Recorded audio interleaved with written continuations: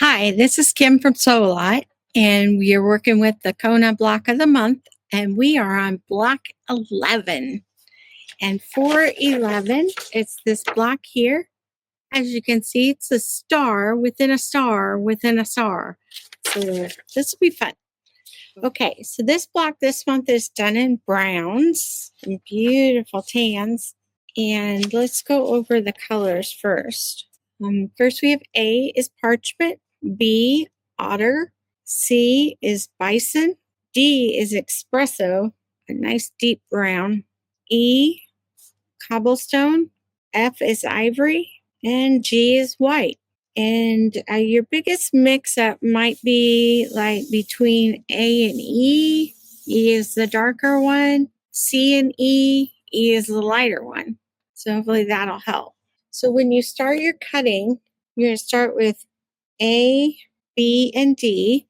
And these all cut 2 4 by 7/8 inch squares. And you're going to cut once on the diagonal. So you will have 4 of each of these. That's A, B, and D.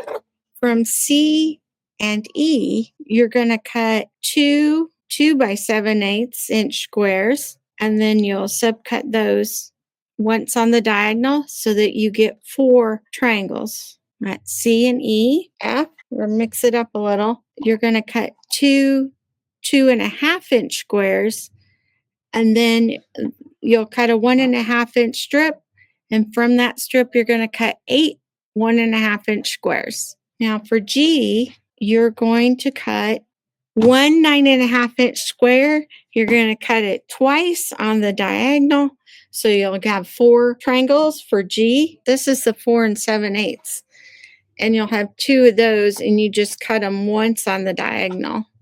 The 5 1/4 turn out to be smaller. So this would be your 5 1/4 inch square that you start with, and then you cut it twice on the diagonal. Then you'll have 4 2.5 inch squares, and then from the 1.5 inch strips, you're going to get 4 1.5 by 2.5 rectangles and 4 1.5 inch squares, and these are your 2.5. So a bit more cutting this month, different sizes. All right, so we're going to start step number 1. You need your A fabrics, your B fabrics, your D fabrics, and your G fabrics.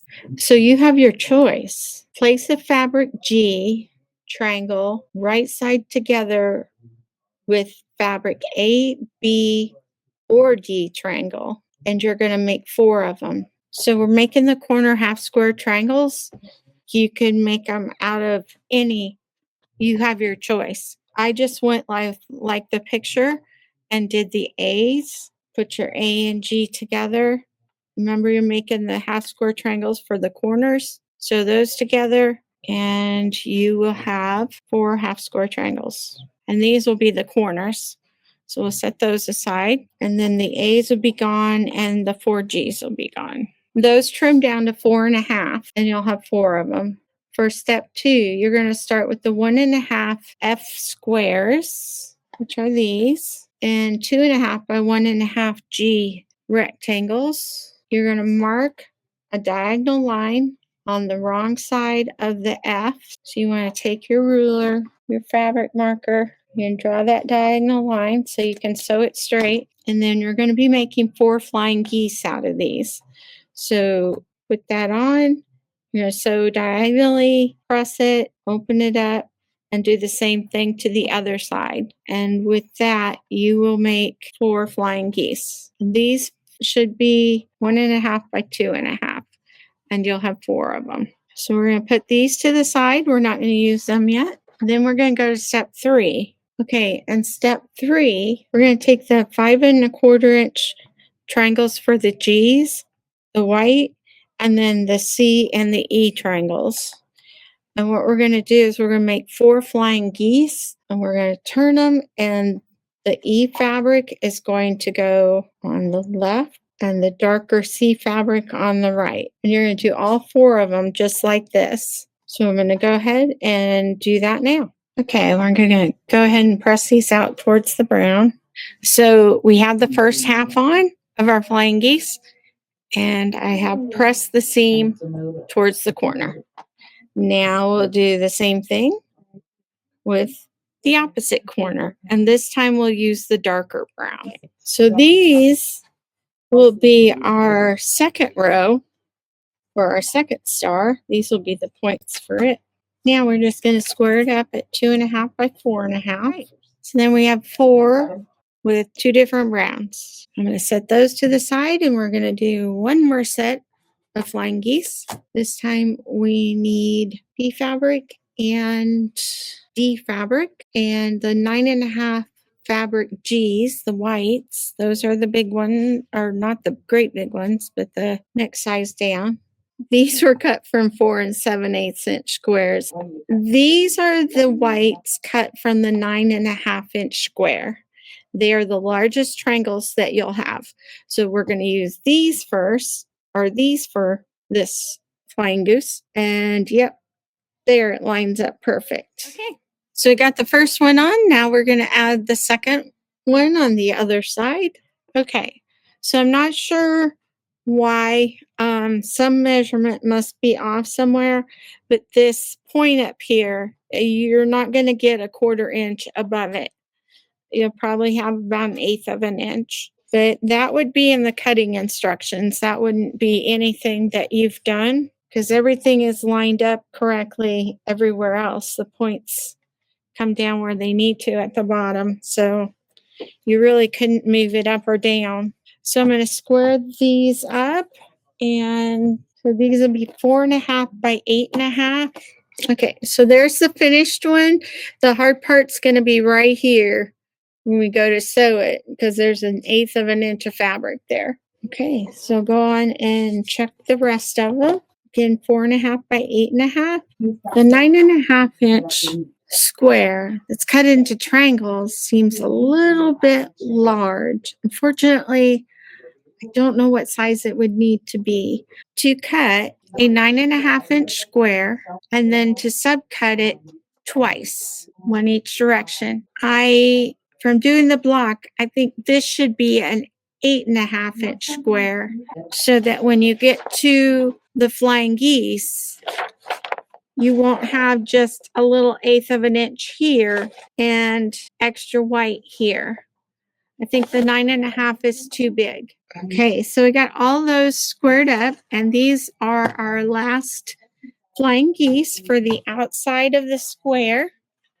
We can start putting this together. Our very first step are the smallest flying geese. We're going to start with 2 of these, one on each side, and in the center will be a 2.5 inch F square. A little correction on the cutting, where it says on fabric F, which is this one here, it says to cut 2.5 inch squares and subcut them diagonally on the diagonal one time. Into putting it together, I've come to a point where you need a 2.5 inch square, and it shouldn't be cut. So do not subcut the 2.5 inch F squares. Do not cut them diagonally once. Keep them square. Okay. So back to putting this together. We're going to take the 2.5 inch square fabric F, and we're going to take our little teeny flying geese, and we're going to point the gooses towards the center. So we'll start by sewing these together. Okay, there's one, and I'm going to go ahead and press that towards the center square. So now we're going to put the other one on the other side. That one's better. Let's go ahead and press that. Now, the other two, one will go on top, one will go on the bottom, but we have to add to the ends. And on the ends, there's 1.5 inch squares of G, which is the white, and one will go on each end of those 2 flying geese. So we'll sew those on. So we got that on one end. I'm going to go ahead and press those. Now we just need to add to the other side. So here we've got the top and the bottom. So go ahead and sew those on. That's the next step. Get some pins out. So I'm matching up my corners. Wishing I had smaller pins. Looks pretty good. So I'm going to press this so it goes towards the center. Now we'll add on the other side. And there's our first little tan star. Okay, so I'm going to press this side and then we're going to square him up and make sure he's the right size, or square at least. This one should measure 4.5. Half of 4.5 is 2.25. About right there. I'm just going to trim it up a little bit. So there's our little 4.5-inch center star. Okay, our next step, we're going to add the second flying geese that we made. Put one on each side, all the way around. I'll just sew it all at one time. So on this one, we're going to take 2.5-inch G white squares, and they're going to go in the corners. Flying geese will get sewn to the squares here, and then these two flying geese will sew to the center star. So I'm going to start with that one first to really watch the points. Okay, so now we just need to do the top and the bottom. Okay, so we just need to sew on the top and the bottom. This is looking really cool. I like this one. So when I pressed the top row seams, I pressed them outward because the center row was pressed inward. So they nest together really good. Okay, time for one more layer. The final flying geese will go here, here, here, and here. And then we can add our half square triangles. I'm going to start with the outside pieces first because otherwise they're going to end up on the floor. Okay, now these I'm going to press out towards the outside. Okay, so on the side flying geese on this one, we have to remember that the big flying geese only had 1/8 of an inch at the top point. So what I'm doing is I'm going to slide it over 1/8 of an inch and still use a 1/4 inch seam down this side. So there was enough fabric to pick up the stitches and put it in the position that we needed it in. And it looks like the points, they're right where it needs to be. Okay, so we'll do the other side. Looks pretty good.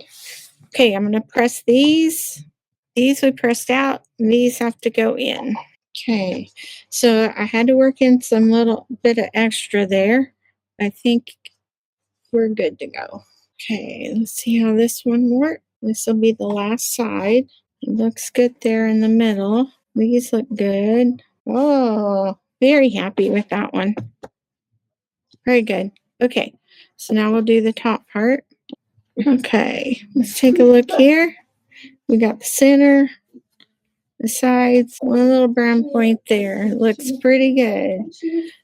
So we'll just press this, and this is block number 11.